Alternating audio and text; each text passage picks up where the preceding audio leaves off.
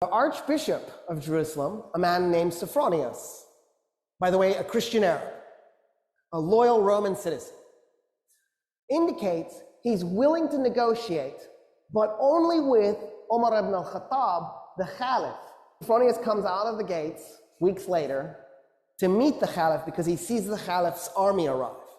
And as he's approaching, he sees a man leading a camel at the front of the army. The Arab army is being led by a man leading a camel with a man on the camel.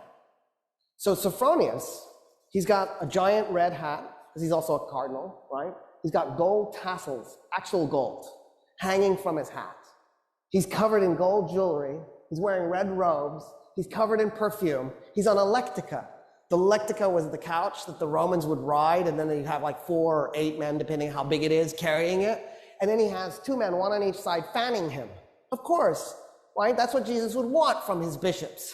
And he comes up to the guy on the camel, and he says, where's the Caliph? And he goes, no, I'm the Caliph. And Sophronius goes, you've just conquered Iraq and Syria and all of Palestine minus Jerusalem. How is it you're so poor? And the Caliph goes, well, why would I collect wealth? We're not doing this war because I'm trying to plunder anything. I'm a humble man with humble needs. I just need good meal. And then Sophronius goes, why aren't you riding the camel? And Omar goes, that's my servant on the camel, and we take turns so that neither one of us gets exhausted. At this point, Sophronius is like, oh, what? Who just conquered us? And so Sophronius gets off the lectica because he's shamed off of the thing. And he says, okay, I want to talk to you about our surrendering the city to you.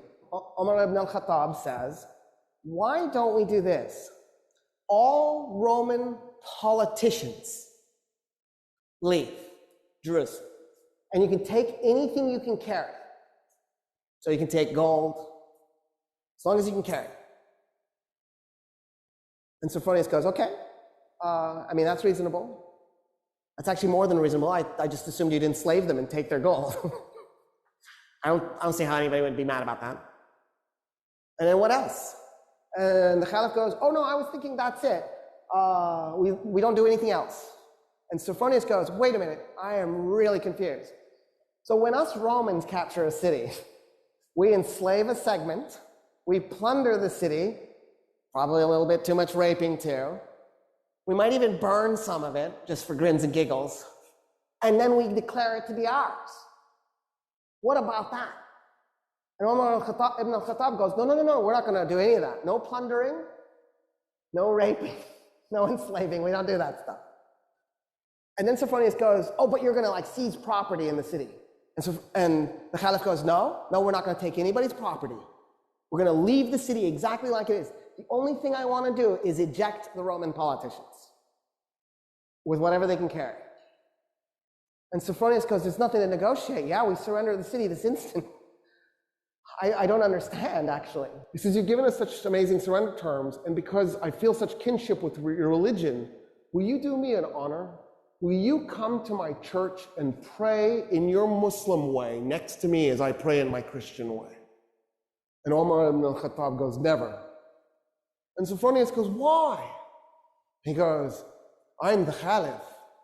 The first place I pray in Jerusalem is going to become a mosque. The Muslims will take it, and they will create a place of worship for Muslims, and you will lose it. And I don't want you to lose your church. And Sophronius goes, okay. What if we find an empty piece of Jerusalem and we just pray there? And Umar ibn al-Khattab goes, yes, I accept. An empty piece, something that nobody owns. So they go and they find an empty lot, and they pray. The Archbishop in his Christian way, the Caliph in his Muslim way, side by side.